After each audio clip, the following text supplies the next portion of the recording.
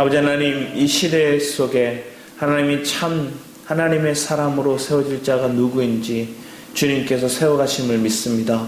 아버지 하나님, 나 또한 그런 믿음의 위치에 있기를 원하고 아버지 하나님의 통로의 역할을 감당할 수 있는 은혜가 넘치게 하여 주셔서 그러기에 하나님, 그 하나님 말씀을 듣기 원하고 그 말씀을 전하기 원하고 그 말씀을 실제로 살아내 행하기를 원하는 온전한 삶이 우리의 삶이 되도록 주님 역사하여 주셔서 감사드렸고 주 예수 그리스도의 이름으로 기도했습니다.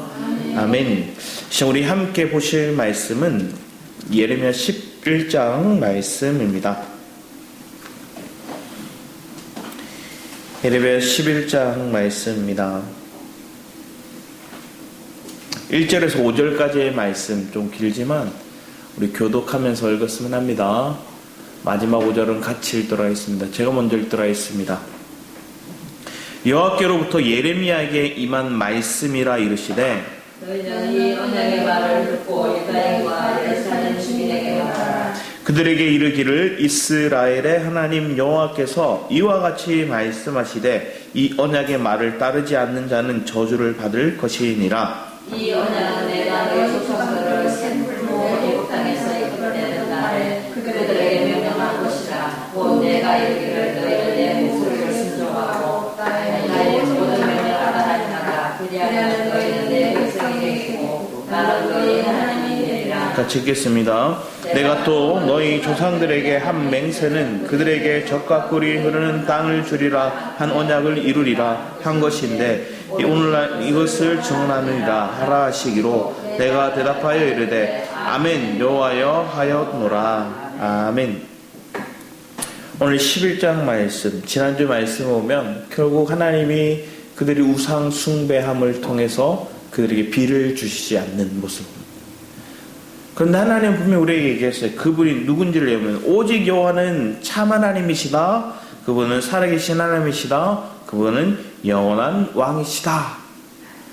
그걸 내가 믿으면 내 삶 속에 하나님의 은혜가, 하나님의 그 임재가 우리의 삶 가운데 있는 거예요. 근데 그 말씀이 우리에게 있고 그 임재가 우리 안에 있어서 그분이 누구인지를 알아. 그분을 살아낼 수 있는, 그분이 누구인지를 말하고 그분이 살아낼 수 있는 은혜가 우리 안에 있기를 축복합니다. 그런데 그러하지 못한 삶을 살았던 이 유다 백성들, 그들의 삶 속에 다시 하나님께서 말씀해 주시는 거예요. 여호와께로부터 예레미야에게 임한 말씀이나 계속 예레미야에게 임한 하나님의 말씀이다. 이 예레미야 말이 아니다. 하나님이 말씀하시는 거다. 얘기를 하면서 너희는 이 언약의 말을 듣고 유다인과 예루살렘 주민에게 말하라. 너희는 듣고 전하라는 거예요. 말하는 거예요. 우리는 하나님의 말씀을 듣고 말하는 거예요. 먼저 하나님 시작하는 거예요. 하나님의 말씀을 듣기를 원하는 거예요. 그리고 그 말씀을 우리가 하나님 살아내며 그 말씀 안에서 풀어낸 그 하나님의 은혜를 말하기를 원하시는 거예요. 이론적인 말, 이론적인 글들을 말하기보다 내 삶 속에 적용된 삶의 모습들을 말하게 하시는 거예요. 그런데 사람들은 말하라 했더니 무슨 말을 제일 많이 할까요? 자랑. 자기 자랑을 되게 많이 하더라고요. 그리고 자기가 뭘 했는지 업적, 결국 자랑에 속한 건데 자기의 업적, 학벌, 자기의 배경, 자기 과거의 어떤 경험했던 좋은 일들을 얘기를 합니다. 특히나 요즘 시대 사람들을 보면 SNS 막 이런데 올리는 글 아니면 인스타 거기 보면 대부분의 사람들이 올리는 건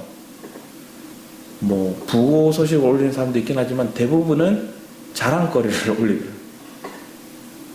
그 자랑거리의 대부분을 보면 여행을 갔거나 어떤 공연을 봤거나 누구 만남을 가졌던 거나 아니면 즐거운 시간들을 보냈거나 이런 것들을 막 올려요.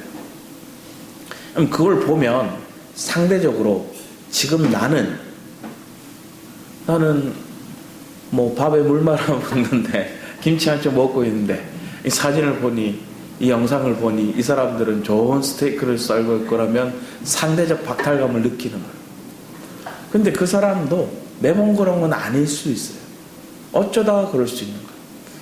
근데 우리는 나도 눈에 보이는 게 직접적으로 이렇게 탁 오는 것들이 있으니까 그걸 못하는 거에 대한 마음에 어떤 불편한 마음들, 아니면 소외된 마음들, 아니면 주눅까지 들고, 그리고 내 인생이 왜 하고 부정적인 감정들이 막 올라오는 거예요. 남들의 소식들을 막 보는 사람들을 보면 대부분 좋게 끝나는 게 아니라 안 좋게 끝나요.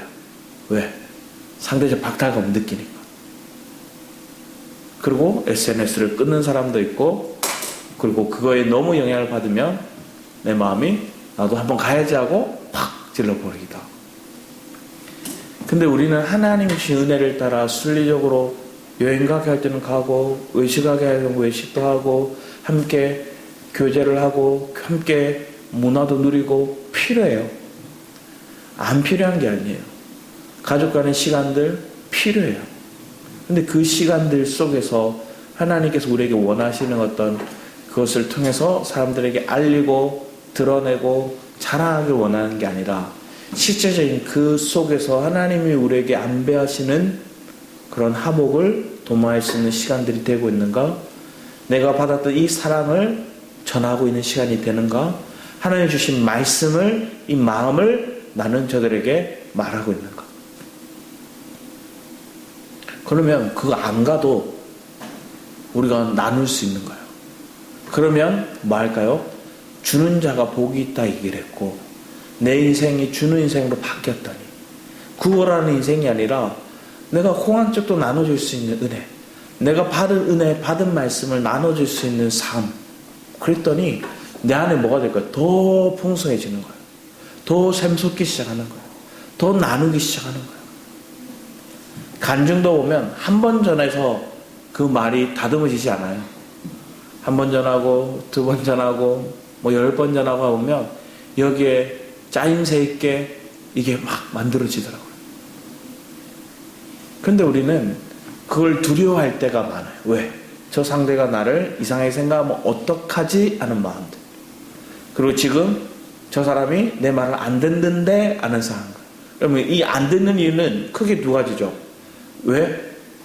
내가 억압적으로 했든지, 아니면 하나님의 때가 아니든지.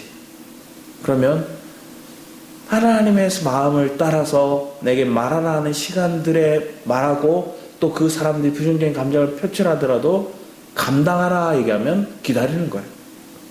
근데 사람들은 기다리는 게 제일 힘든 것 같아요. 기다리는 게 너무 힘든 거예요. 그 기다림 속에서 제일 오래 기다린 대상이 누굴까요? 대부분은 배우자나 자녀들이더라고요. 때로는 부모일 수도 있어요. 왜? 내가 먼저 예수를 믿고 부모는 안 믿은 사람들. 그들을 위해서 신앙의 여정으로 이끌기 위해서 내가 기다렸는데, 섬겼는데, 그 오랜 기다림이 물거품처럼 느껴질 때가 와요. 그러면 그 물거품처럼 느껴지는 것들은 왜 그렇게 느끼냐면 내 육으로 했기 때문에 그런 거예요. 내 자아로 했기 때문에 그렇고, 내 열심, 내 수고로 했기 때문에 물거품으로 되는 거예요. 그러면 그게 돼야 돼요. 그리고 그 과정이 지나고 난 다음에 하나님 새롭게 그들에게 다져나가는 시간들인데, 그게 뭐냐? 먼저 내 마음의 상실감을 느끼게 함으로, 하나님 나 아무것도 아닙니다. 내가 말해서 되는 게 없습니다. 철저히 나를 부인하고 내 속에 주님이 말해야 되고, 주님이 섬겨야 되고, 주님이 저 영혼들을 사랑해야 됩니다. 이 마음을 느끼게 해주시는 거예요.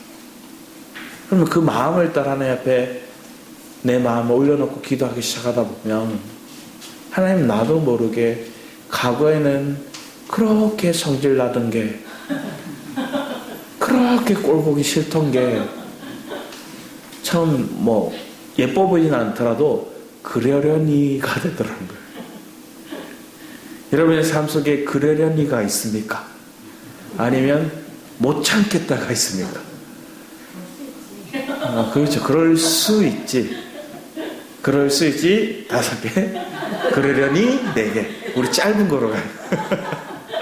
하나님이 우리에게 주신 마음을 따라 영혼들을 밟을 때 그럴 수 있지. 그런데가 뒤에 붙어요. 그럴 수 있는데, 그런데 말이야, 이렇게 딱 붙기 시작하면 그때부터 저 사람도 안 듣기 시작하고 내 말도 그냥 공중에 붕붕붕 떠다니는 거야. 그럼 하나님 그때 뭐예요? 침묵하게 하시는 거예요. 그 침묵의 시간 속에 우리는 뭐 하는 걸까요? 에라이 모르겠다 하는 게 아니라 그 침묵의 시간 주님을 부르는 거예요. 그 주님을 부르면 자연스레 뭐가 될까요? 내가 처리되기 시작해요. 하나님 예전에 팍 한마디 하고 팍 불쑥불쑥 올라오고 남자 같은 주먹이 팍 올라오기도 하고 아니 물건이 팍 집에 던지기도 하고 이랬던 그 감정들이 훅 낮춰지기도 하고 그런데 그 주님의 은혜를 우리가 경험할 수 있는 그 단계 예전에 한 책을 봤는데 영적인 심원 책의 내용들이었는데 그 내용이었어요. 어떤 한 사람은 좋은 가문에 좋은 교육과 좋은 인격적인 것들을 소양하고 있는 사람이었어요. 근데 이 사람은 한번 지나가다가 누군가의 어려움을 보고 모른 척하고 지나갔고 어떤 사람은 악에 바친 인생 부모로부터 상처받은 인생 아무런 사랑받지 못한 그 인생이 화가 나서 지새끼 한 번을 팍 밟으려 하다가 참았대요. 근데 하나님은 그 악에 바친 인생의 사람들이 그 마음 지새끼 안 밟은 걸 뭐 할까요? 그 마음이 중심이 하나님을 향했다 얘기하는 거예요. 놀라운 건 내 삶 속에 하나님이 다루는 과정도 그 사람의 성향, 자라온 배경 다 달라요. 근데 그 중심이 그 시간에 그 타이밍에 주님을 찾는 그 타이밍이 되면 내 악에 바친 게 쏟아나오는 것들을 멈추는 사람이 있고 아니면 내 마음속에 기본적으로 잘 짜여진 그 마음들이 그날따라 눈을 감는 시간들이 되긴 사람들은 10번 잘했다가도 한 번 실수하면 그거로 막 트집을 잡아요. 대부분의 가정들 보면 남편이 잘 섬기다가 배경적으로 자녀도 잘하고 막 하는데 그러면 다툼이 없을 것 같은데 더 다툼이 많대요. 왜 그럴까요? 저 사람 잘하고 있는데 사람은 한편에서 만족이 없는 거예요. 그러니까 내가 원하는데 저 사람은 충분히 자기 마음을 쏟아냈고 했는데 내 기준에서는 함량 미달이로만 생각하는 거예요. 우리의 마음은 그래요. 채워지지가 않아요. 근데 반면에 절대 설거지도 안 하고 밥 먹은 거 좀 담궈놓으라고 했는데 물에 담가놓지도 않고 밥을 묻은 채 고춧가루 묻은 채 말라 비틀어지게 만들고 한 번도 그렇게 담그지도 않던 그 사람이 한 번 설거지 해주는데 그게 그렇게 고맙더래요. 그러면 우리는 안 해야 되나요? 해야죠. 서로가 또 그 마음을 알아야죠. 신앙 안에서 하나님 발견해 나가는 영적인 진보는 우리가 감사함을 감사함으로 표현할 수 있는 것이고 내가 섬사해야 될 것들을 당연히 섬겨야 되는 것들 내가 할 바를 분명히 해야 된다는 거예요. 근데 그 기준들의 어떤 선들을 우리는 다 사람에 따라 달라요. 그리고 그 기준이 그 사람이 얼마만큼 자랐는지 얼마만큼 영적인 걸 발견했는지 달라요. 근데 그 속에 은혜가 있으면 조금씩 회복되어 가더라고요. 그리고 그렇다고 안 넘어지는 게 아니라 또 자빠져요. 또 실수해요. 그런데 그 실수했더라도 뭐 하는 걸까요? 또 회복하는 거예요. 그때 그 회복할 수 있는 가정 속에 통로되는 사람이 옆에 있는 사람들이에요. 마음을 열어 기다려 줬더니 마음을 열어 그러려니 해줬더니 그럴 수 있어 한마디 해줬더니 그 사람이 또 일어나더라고요. 하나님이 우리의 삶을 이끌어 가심을 발견할 때 하나님도 분명히 우리에게 이런 기회를 계속 주셨어요. 그런데 우리가 뭐 할까요? 정말로 들어먹질 않는 거예요. 반응도 안 하는 거예요. 제가 한 번씩 하인아 뭐해? 하인아 뭐해? 하인아 와 커져요. 톤이 높아져요. 들었어? 이렇게 하면 들었어. 그럼 대답을 해야지. 뭐 이런 거야. 그러면 속에서 뭐가 날까요? 불이 확 올라오는 거죠. 그럼 우리의 삶 속에 하나님 보게 하시는 거죠. 제가 왜 저럴까? 제가 왜 대답도 안 하고 왜 버릇없게 굴지? 그러면서 점점 파고들면 할까요? 제가 날 무시하나? 저게 아빠를 인정 안 하나? 이런 착각을 부릴 듯 하게 만드는 게 사단의 생각입니다. 생각이 많은 거예요. 또 한 가지 번면의 생각이 다른 게 있으면 들었어도 반응이 안 나오는 거예요. 우리의 삶 속에 우리는 하나님 앞에 하나님이 이 말씀 딱 주셨어요. 들었어? 그럼 말해. 이 뻥 닫고 있는 거예요. 안 들을 거야 하고 대꾸도 안 하는. 하나님 지금 이 얘기하고 들어 그리고 말해 얘기하시는데 우리는 아무런 반응을 보이지 않는 게 유대인들이었어요. 그리고 뒤에 말씀 보면 4절에 이렇게 얘기해요. 이 언약은 내가 너희 조상들을 새풀무 애굽 땅에서 이끌어내던 날에 얘기합니다. 애굽에서 살던 인생을 새풀무라 얘기해요. 새풀무가 뭐냐? 결국 불을 다루는 거죠. 그래서 크게 두 가지 의미를 가지고 있습니다. 굉장히 뜨거운 매우 힘든 과정, 그 뜨거운 과정들, 그 아픈 과정들을 얘기하는 거고, 두 번째는 우리가 볼 때 하나님이 불순물을 제거하는 우리를 다루시는 연단의 과정이죠. 그 풀무풀 과정 가운데 새 풀무 애굽 땅에서 이끌어내던 날에 그들에게 명령한 것이라. 이미 내 이스라엘 백성 저 애굽 땅에 살던 그때부터 내가 너희들에게 명령한 거야. 내 말을 들으라, 내 말을 말해라. 그러면 내가 너희들에게 줄 것은 뒤에 얘기를 하는 거야. 중요한 말씀이 우리 4절 말씀 같이 한번 후반부 볼까요?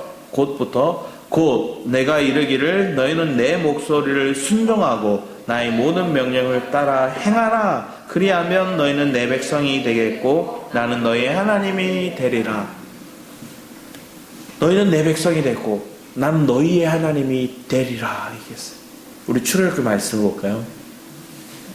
출애굽기 6장 7절 9절 말씀을 보면 모세에게 주셨던 말씀을 모세가 얘기하는데 우리 같이 한번 읽어보겠습니다. 시작.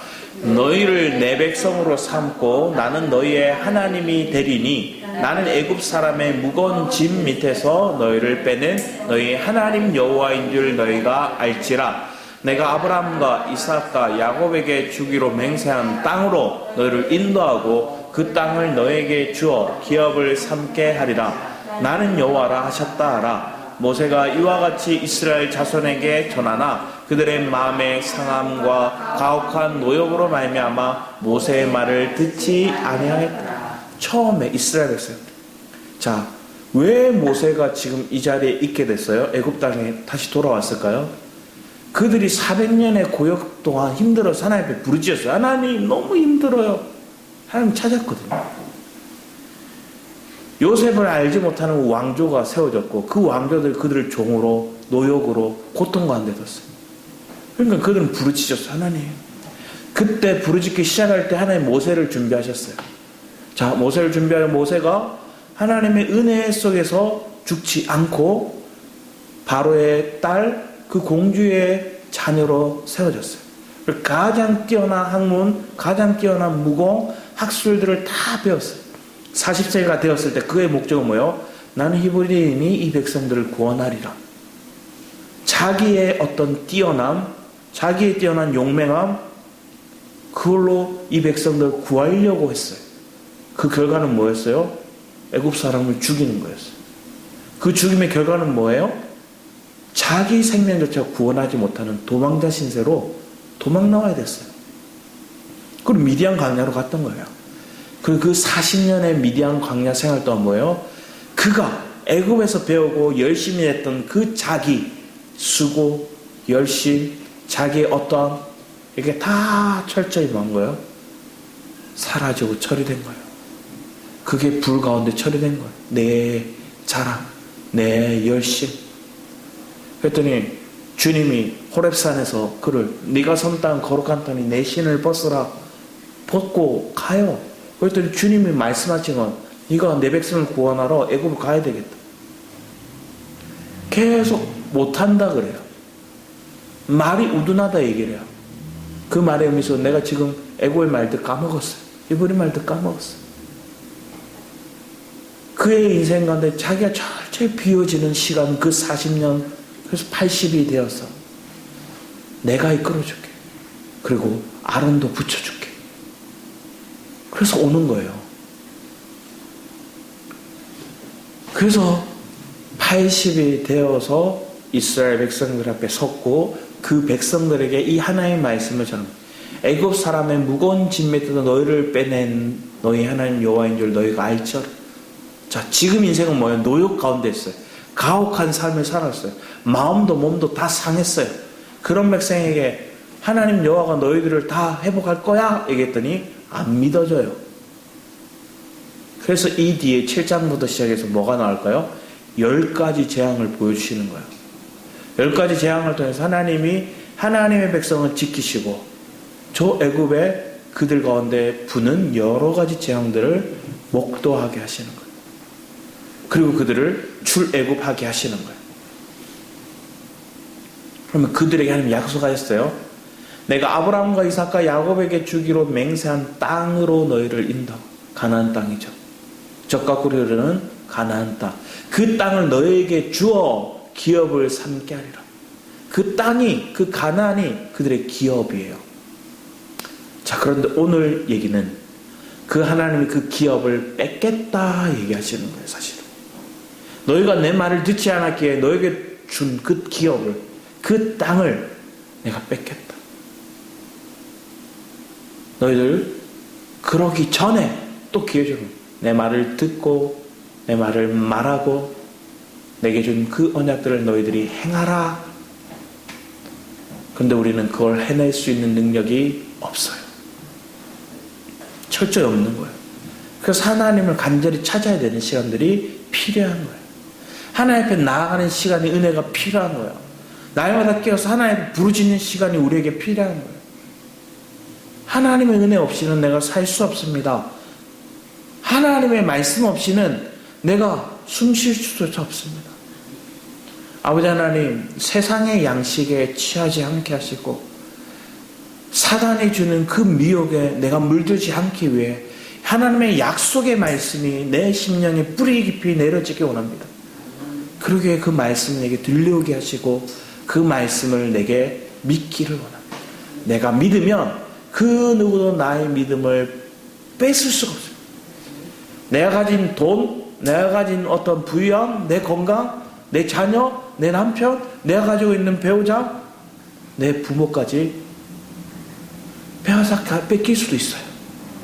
그치만 여러분 속에 있는 믿음은 결코 뺏기지 않을 수 있음을 고백합니다. 그리고 그걸 뺏기지 말아야죠. 그러면 그 믿음은 들음에서 오는 거예요. 믿음은 그 하나님의 말씀을 아멘으로 먹으면서 우리 안에 내 생명으로 짜여지는 거예요. 그러면 그 은혜가 날마다 우리의 삶을 새롭게 하고 풍성케 하는 그 말씀을 우리가 붙잡을 수 있다면 우리는 더 이상 흔들리지 않겠죠. 믿음에 대한 경고함이 우리를 붙들게 하겠죠. 그러면 믿음은 보이지 않는 세계 속에서 역사하신 그 하나님의 역사를 우리가 믿는 거예요. 그러면 오늘의 현상에 일어난 것들이 그게 실제가 아니란 걸 우리는 고백할 수 있어야 돼요. 여전히 가난할 수 있고 여전히 병들 수 있고 여전히 문제는 있을 수 있고 여전히 저 사람은 안 바뀔 수 있지만 믿음의 원리는 하나님 은혜 안에서 보는 거예요. 하나님 말씀을 듣는 거예요. 이미 다 회복되었다. 아멘. 이미 다 치료되었다. 아멘. 이미 넌 부자다. 아멘. 이미 너희 삶 속에 너희와 함께한 영혼들이, 네가 함께한 가족들이 이미 다 구원받았고 저 영혼들이 내가 통로로 쓸 거다. 아멘.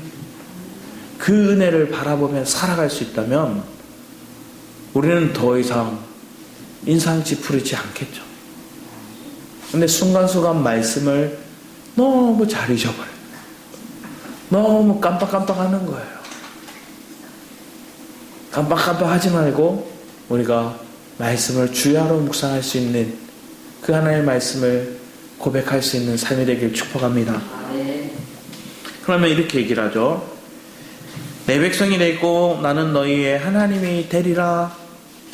자, 그러면서 5절을 보면 내가 또 너희 조상에게 들에게 한 맹세는 그들에게 젖과 꿀이 흐르는 땅을 주리라 한 언약을 이루리라 한 것인데 실제로 이루어졌죠. 그러니까 그들이 지금 가나안 땅에 살고 있는 거예요. 그러면 하나님은 약속을 지키셨는데 누가 안 지켜요? 우리가 안 지켜요. 하영이가 아빠 이거 사주면 말 잘 들을게. 아빠 이거 해주면 나 나중에 빨리빨리 뭐 할게. 사줘요. 해줘요. 그럼 뭐예요? 모르세요. 왜 그럴까요? 당장은 내가 막 마음이 급해가지고 어제 다이소에 뭐 살 게 갔는데 편지지 같은 거 이렇게 막 샀어요. 사고 있는데 옆에서 중학생인지 초등학생인지 하여튼 중학생 같다고 그랬어요. 걔네들 여자애들은 대화가 참 재밌었어요. 와 이거 예쁘다 예쁘다. 아 근데 돈이 몇천 원인가 자기 가진 돈이 부족했는 거. 이거 못 사겠네. 그러면 친구 옆에 있는 친구한테 얘기했어요. 누구누구야 이거 내 생일 선물로 사줄래? 친구가 뻥 쪘어요.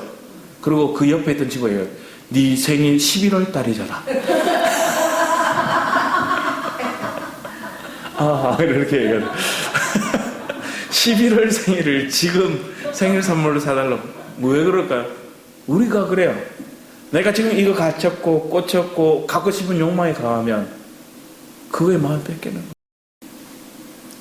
하연이도 어린이날 선물로 뭐 베레 뭐 빨간 모자가 있어요. 그게 사고 싶대요. 어린이날 선물로 그거 사주면 된대요.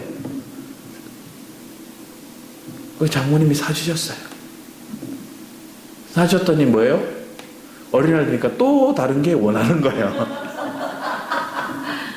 우리는 그래요. 하나님 앞에. 근데 부모는 뭐예요? 알아도 또 모른 척 넘어가고 또 웃으면서 또 귀엽게 봐주는 거예요. 근데 만약에 그 모습이 30대, 40대, 50대도 그러고 있다면 이제는 그런 선물이 아니라 더 큰 걸 요구하고 있다면 그러면 부모의 마음은 아프죠. 왜 그럴까요? 어느 순간에는 그걸 단절하고 그가 때로는 새풀무 같은 고난을 겪더라도 그가 자라길 원하는 거예요. 지금 오늘 하나님께서 유다 백성들 향한 마음이 그런 거예요. 그들을 한 번은 다뤄야 되겠다. 그래서 그들에게 때로는 어려움을 허락한다는 거예요. 나중에 예레미야 보고 뭐 하느냐? 기도도 하지 마, 기도도. 저들을 위해서. 그렇게 얘기하죠. 예레미야도 속이 상하죠. 마음이 무너지는 거예요. 이 백성들 향한 아버지의 마음을 아는데 저들이 돌이키지 않고 참 하나님이 누구 살아계신 하나님이 영원한 왕이 그분이신데 그걸 얘네들이 몰라. 부모가 있으면 부모 귀한 줄 모르는 거예요. 영원할 것처럼 내가 지금 누리고 있는 게 영원할 것처럼 유다 백성은 하나님은 우리 하나님과 다 지켜주시고 보호해주시고 우리를 이 젖과 꿀이 흐르는 땅에서 안 쫓아내실 거야? 그들이 이렇게 생각했어요. 왜? 그분은 하나님이시니까. 근데 하나님 뭐예요? 그거 뺏길 거야? 그 기업을 뺏을 거야? 그걸 저 바벨론이 침공해서 저들이 패배할 거야? 하나님이라면 결코 그럴 수 없다. 착각인 거야. 내가 예수 믿는데 내가 교회에 다니는데 내 인생 하나님은 그렇게 안 하실 거야. 아니 하나님 우리 깨닫게 하기 위해서는 엎으시기도 해요. 그러면 그 과정을 통해서 이 자녀가 하나님 원하는 건 깨닫기를 원하는 거예요. 돌이키기를 원하는 거예요. 감사할 걸 감사하고 귀한 걸 귀한 걸 알고 존귀 여길 걸 존귀 여기길 원하는 거예요.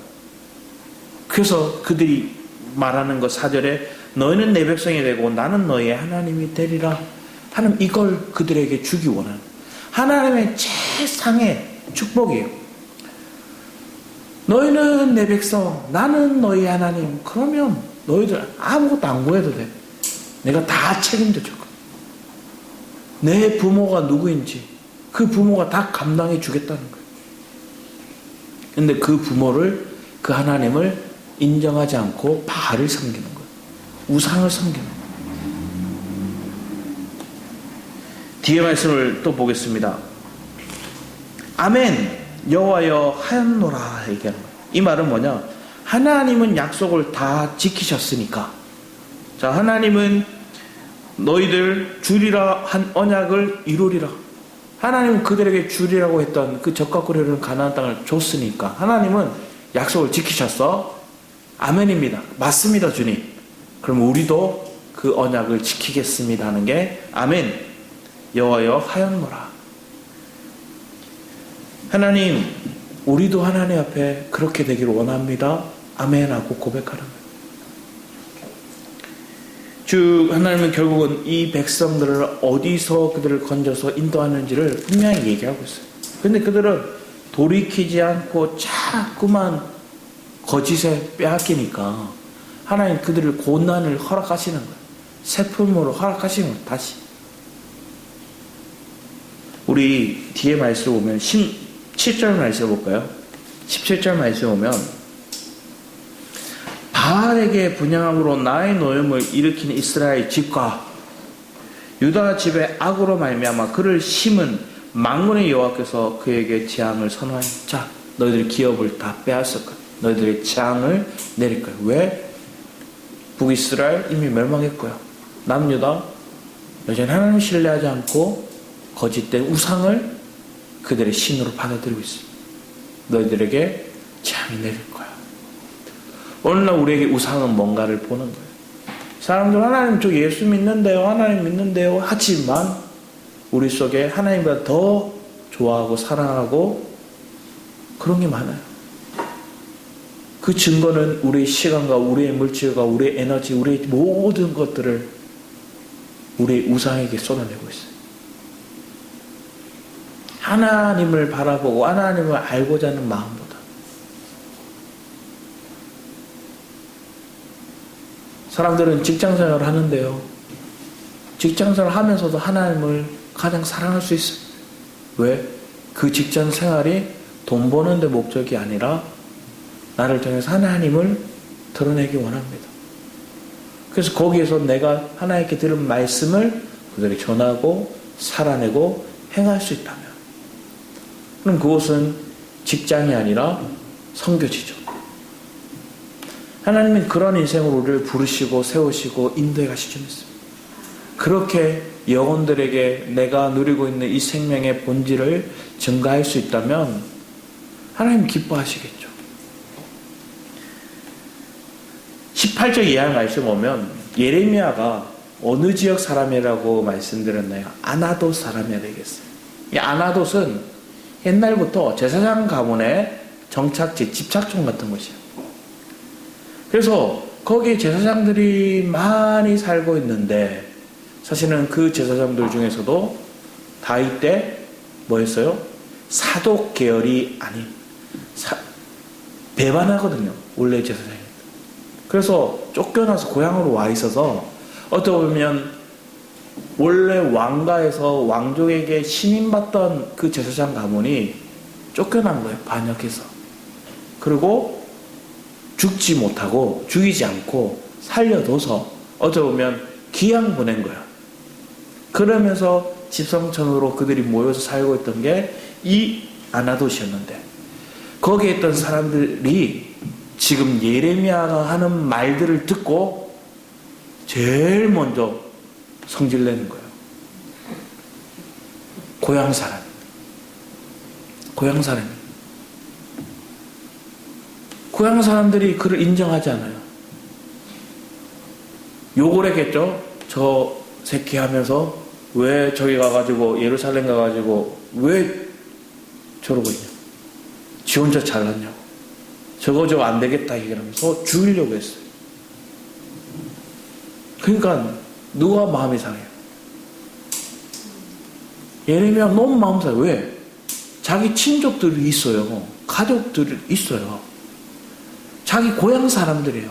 자기를 제일 알고 자기를 제일 편히 대줄 것 같은 사람들이 자기 편이 아니야. 그리고 그 사람들 가장 먼저 자기에게 칼을 들고 돌을 들고 가장 맞서는 거예요.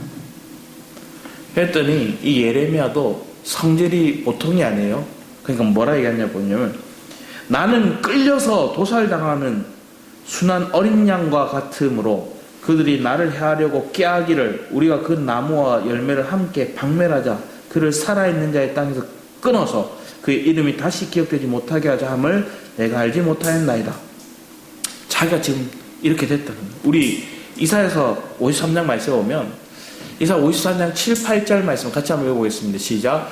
그가 곤형을 당하여 괴로울 때에도 그의 입을 열지 않았으며 마치 끌려가는 어린 양과 털 깎는 자 앞에서 잠잠한 양같이 그의 입을 열지 아니하였도다. 그는 곤욕과 신문을 당하고 끌려갔으나 그 세대 중에 누가 생각하기를 그가 살아있는 자들의 땅에서 끊어짐은 마땅히 형벌받을 내 백성의 허물 때문이라 하였으리요.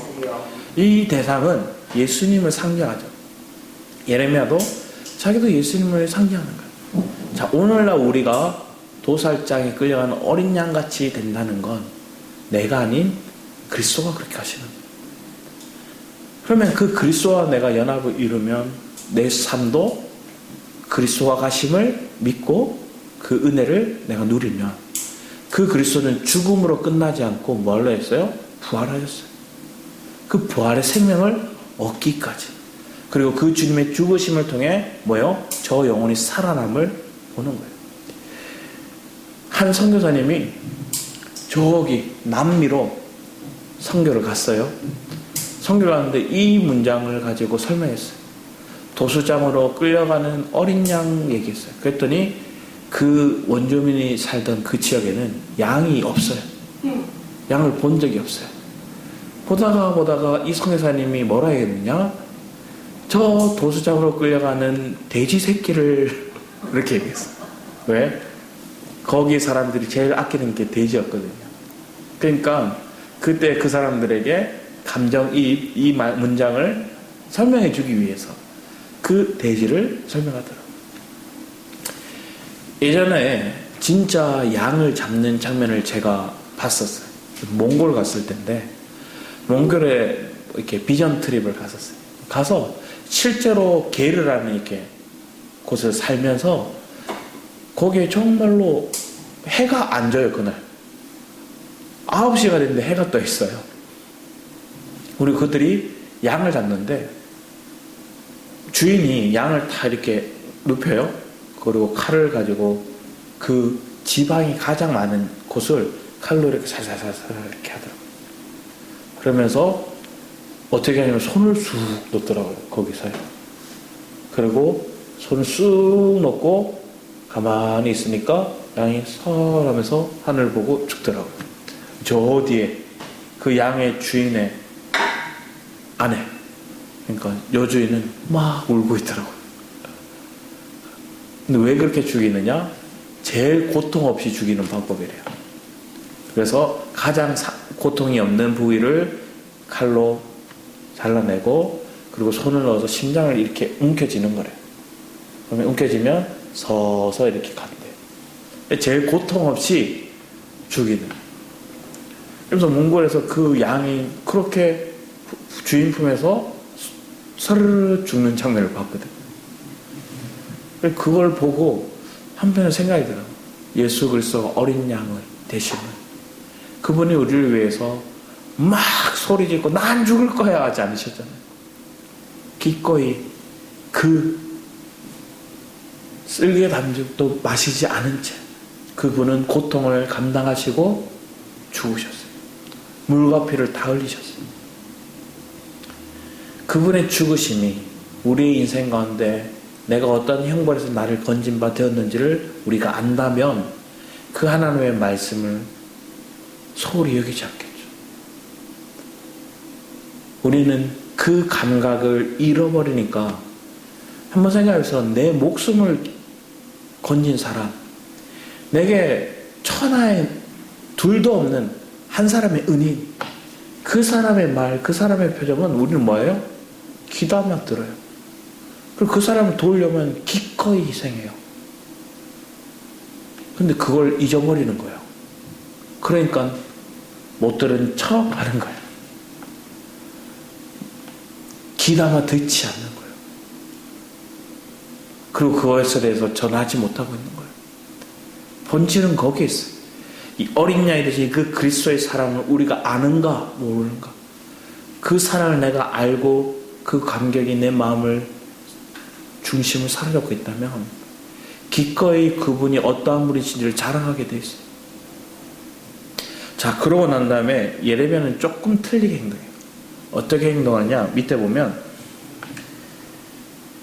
공의로 판단하시며 사람의 마음을 감찰하시는 만군의 여호와여, 나의 원통함을 주께 아뢰었사오니 그들에게 대한 주의 보복을 내게 보리라 하였더니, 자기네 억울함을, 자신의 그 모든 것들을 원색적으로 기도하는, 하나님 나 이렇게 상처받았어요, 저것들 좀 가만두지 마세요.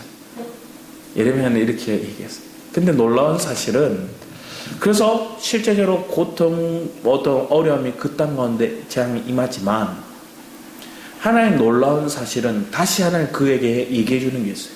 그게 우리 이사야서 예레미야 32장 말씀입니다.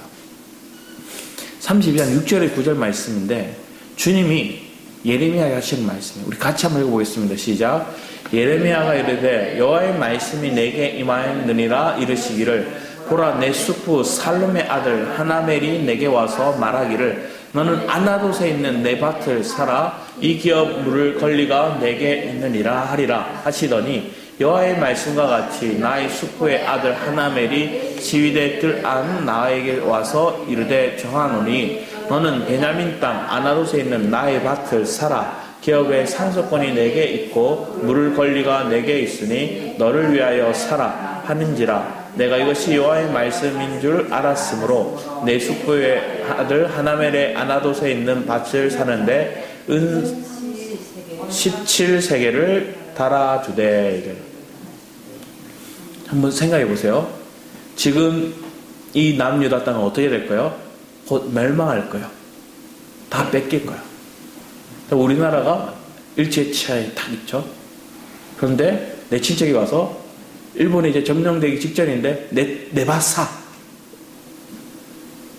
그 사람에게 사봤자 이거 권리 인정이 안 돼. 왜? 쟤네들한테 뺏겨버리면 다 쟤네들 소유예요. 내게 아니에요. 근데 지금 삼촌이 와서 이거 사달라고. 우리 주일에 얘기했죠. 기업 물을 짜. 친척 중에 이 기업물, 하나님의 땅을 그들에게 줬고 이 땅을 하나님 거라는 걸 얘기를 하는 거예요. 그래서 하나님 분배한 대로 지키기 위해서 기업 물을 자에게 이걸 이어가게 하시는 거예요. 그래서 예레미야에게 와서 이걸 사라는 거예요. 그런데 하나님은 이걸 사라는 명령을 통해서 예레미야는 깨닫는 게 뭘까요? 아, 하나님 회복하실 거구나. 나에게 하나님께서 저 친척 땅, 그 땅을 내게 지금 사라고 하는 건, 이 나라가 당장 내일에 멸망하고 저 바벨론에게 빼앗길 이 유다 지역이 하나님 회복하기 위해서 내가 저 밭을 기업 물자로 나를 세우셨구나. 기꺼이 사요. 오늘 본문에서는 그들을 저주하였지만, 재앙을 내달라 했지만, 하나님의 회복의 말씀을 가지고 그는 기업 물자 역할을 감당하고 그 땅을 주고 값주고 사는 거예요. 오늘 여러분의 삶이 그 은혜 가운데 있게 축복합니다. 저 영혼 속에 있는 그리스도를 내가 사기를 원하는 거예요. 그걸 주기 원하는 거예요. 기업 물자로 저 땅이 하나님의 땅이에요. 저 영혼이 하나님의 백성이고 그 땅을 내가 뭐 하는 거예요? 마음을 얻기를 원하는 거예요. 억만금을 줘서라도 저 영혼을 얻으면 그 땅을, 그 마음을, 그 밭을 내가 얻는 거예요. 그리고 주님께 드리는 거예요. 왜? 거기에 그리스도가 심겨져야 되거든요. 그 밭을 얻고 사는 이유는 그 땅에 그리스도를 심기 위해서거든요. 기업이 하나님은 잠시 다시 빼앗는 것처럼 보이죠. 하나님이 너희가 내 말을 듣고 행하면 너희가 젖과 꿀이 흐르는 땅, 그것은 너의 기업으로 줄게. 그 땅 너의 기업으로 줄게 얘기했어요. 그런데 오늘 본문은 사실은 그 기업으로 그 땅 내가 다시 빼앗을게. 그 땅 너희들 땅 아니야 이제? 이렇게 말하는 거예요. 하지만 다시 주님은 예레미야를 통해 말하는 거예요. 그걸 회복할 거니까 네가 지금 그 땅을 사. 당장 빼앗길 건데. 당장 저 땅이 바벨론에게 넘어갈 건데. 오늘 여러분의 삶 속에 뭘 얘기할까요?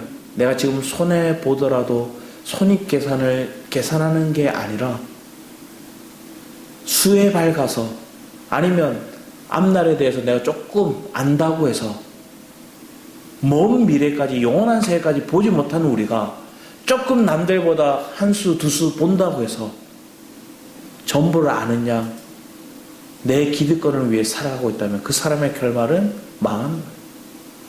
그런데 기꺼이 나를 드리는 삶, 그게 오늘 사실은 예레미야의 삶을 통해 하나님 다시금 설명해 주는 고백이에요.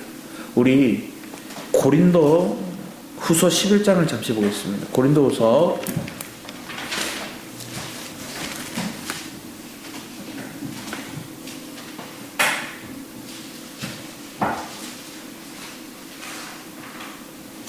11장 22절 말씀 같이 한번 이하 말씀을 같이 한번 보겠습니다.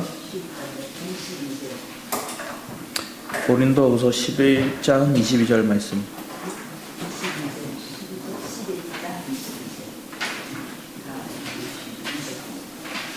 고린도후서 11장 22절 이하 말씀입니다. 우리 조금 길지만 같이 한번 읽어보겠습니다. 시작.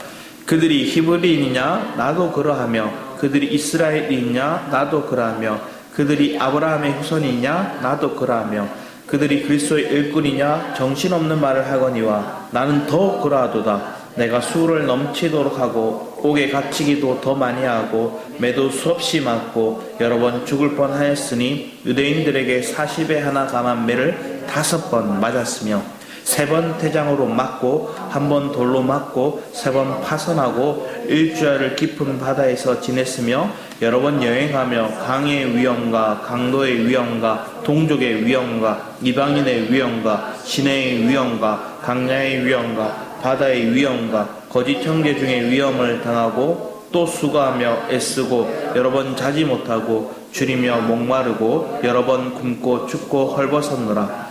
이외의 일은 고사하고 아직도 날마다 내 속에 눌리는 일이 있으니 곧 모든 교회를 위하여 염려하는 것이라. 누가 약하면 내가 약하지 아니하며 누가 실족하게 되면 내가 애타지 아니하더냐. 내가 부득불 자랑할진대 내가 약한 것을 자랑하리라. 아멘. 바울의 인생 이만큼 힘드신 분 없으시죠? 이만큼 불티전의 고난을 받으신 분 없으시죠? 근데 왜 이렇게 살았어요? 내가 그리스도를 만났기 때문에. 다메섹 도상에서 왜 내가 나를 핍박하느냐 하는 그 예수님의 음성을 듣고 그가 무너져요. 그리고 그 주님이 다시 부르시고 사명자로 세우실 때 사울이 바울 되게 되죠. 그 바울이 된 이후로 그는 아라비아에서 주님과의 깊은 교제를 훈련받고 다시 돌아와 복음을 전하는 전도 여행을 통해서 많은 곳에 교회를 세우는, 그러면서 그 전도 여행을 통해서 그가 받았던 고난들, 그리고 다시 예루살렘으로 돌아왔을 때 그가 잡히게 되고 로마로까지 압송되는 가정 속에 있는 여러 고통들, 감옥에 갇히고 매를 맞고 헐벗고 풍랑을 만나고 배고픔과 추위와 여러 가지 어려움을 겪으면서도 내가 만난 이 주님을 전하고 그 주님을 살아내는 행하는 삶. 왜? 그가 제대로 주님의 음성을 들었기 때문에. 그리고 그 인생이 자기가 얘기하잖아요. 나는 죄인 중에 괴수라. 그래서 죄인 중에서도 계수인 나를 사랑하고 건져주신, 나를 통로 삼으신 그 주님의 은혜가 커서 이걸 감당하고서라도 복음을 전한다는 거예요. 예레미야가 자기 친척들, 자기 고향 사람들에게 배척당할 때 고통스러웠어요. 바울도 엄청난 고통을 겪었어요. 이방인에게도, 어떻게 보면 그 유다 사람들에게도, 유대인들에게도 그는 어떻게 보면 손가락질 받는 인생을 살았어요.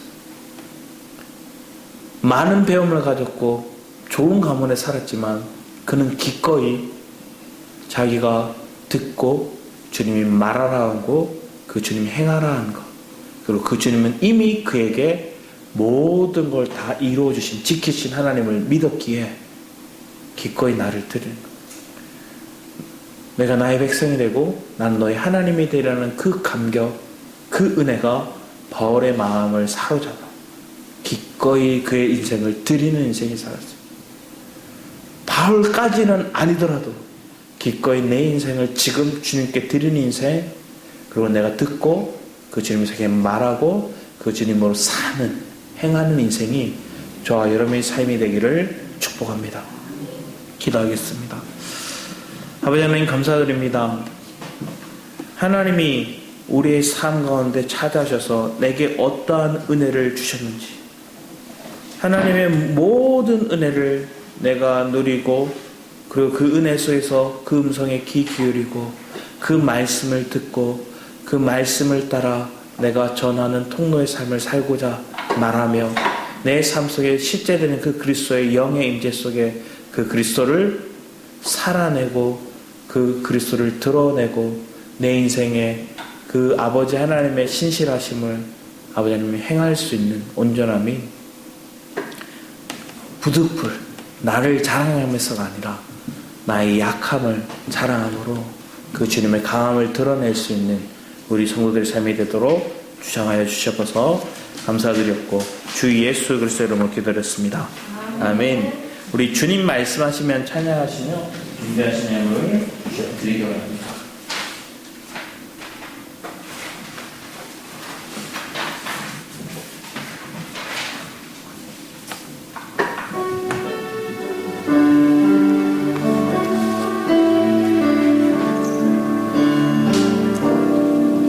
주님 말씀하시면 내가 나가리라. 주님 뜻이 아니면 내가 멈춰서리라. 나의 가고서는 무엇 주님 뜻에 있으니 오 주님 나의 주님 말씀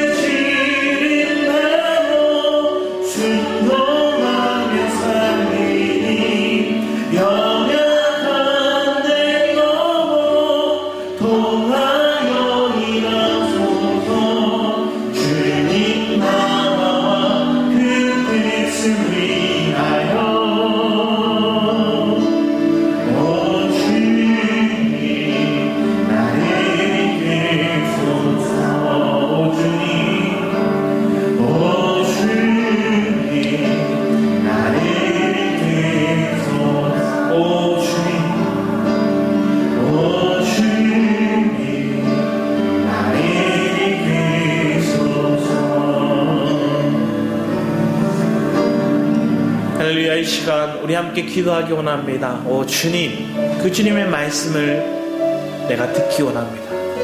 그 주님의 말씀을 내가 동일하게 경험하고 말하기 원하고 전하기 원합니다. 주님, 내 안에 오셔서 그 주님을 알 때, 그 주님을 어떠한 분이신지 내가 경험할 때 내가 그 주님을 살아내는 은혜가, 그 주님의 말씀을 따라 행할 수 있는 은혜가 내 안에 그리스도가 사심으로 그렇게 행할 수 있음을 고백합니다. 아버지, 그 은혜를 이 시간 우리의 삶 가운데 임하게 해달라고, 아버지 먼저 그 주님의 말씀에 귀 기울이며 나갑니다 하고 우리 주일 찬양에 기도하며 나가도록 하겠습니다. 주여